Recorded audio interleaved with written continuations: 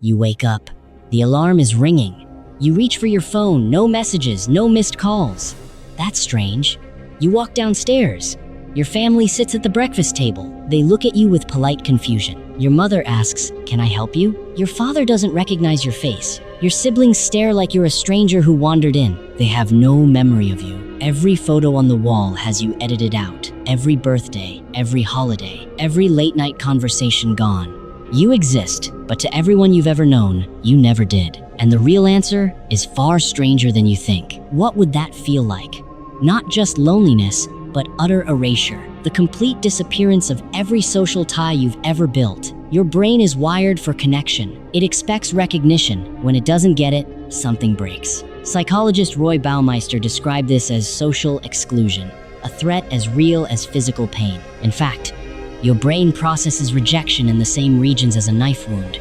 The anterior cingulate cortex lights up. You literally feel it. So when everyone forgets you, it's not a mind game. It's a biological emergency. But why does being remembered matter so much? Your ancestors survived because they belonged. A tribe meant food, protection, and a future. Alone, you died. So your brain evolved a constant monitor. Am I still part of the group? Every glance, every greeting, every name spoken in your direction, your mind registers it all. When that feedback stops, your stress response surges, cortisol spikes, your heart races. You feel like you're falling, because in a very real way, you are. You've lost your place in the social world, and without that place, your identity itself starts to crumble. Because identity is not something you own, it's something you borrow from others. Who are you without a mirror? Without a friend who calls you by your name? Without a parent who remembers your childhood? Social psychologist George Herbert Mead argued that the self emerges through interaction. You see yourself through the eyes of others. If those eyes look past you, you become invisible, and invisibility feels like death. Studies on the still face experiment by Edward Tronick show that even infants, when their mother stops responding, become distressed. They try everything to re-engage. Then they give up. They turn away. A forgotten person does the same. Now imagine that forgotten state lasts. Days turn into weeks. You wander the streets, and no one knows you. Your friends have new friends. Your partner is with someone else. Your children, if you have them, look through you as if you're air. Your brain adapts to this new reality, but not in a good way. Chronic isolation triggers a cascade.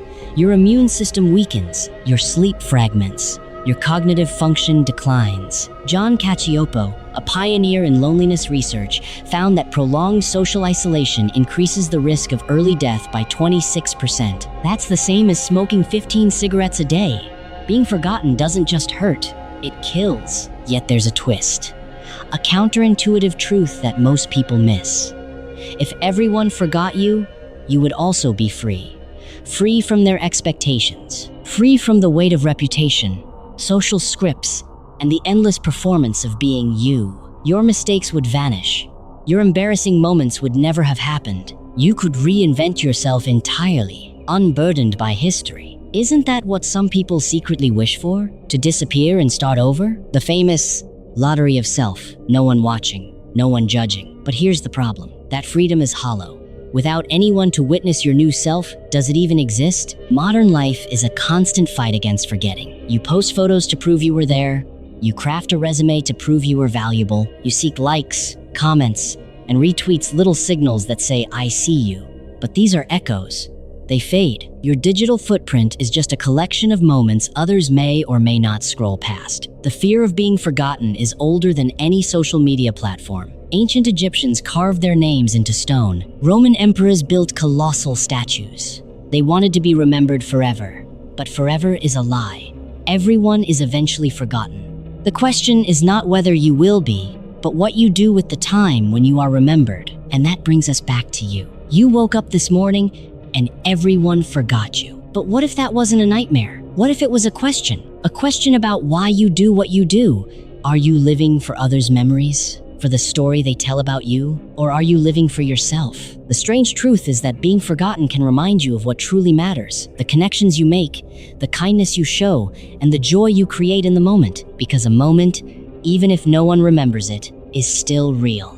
So, tonight, when you lie down and the world goes quiet, ask yourself, if everyone forgot you tomorrow, would you have lived a life worth remembering? Or would you finally be free to live the life you actually wanted?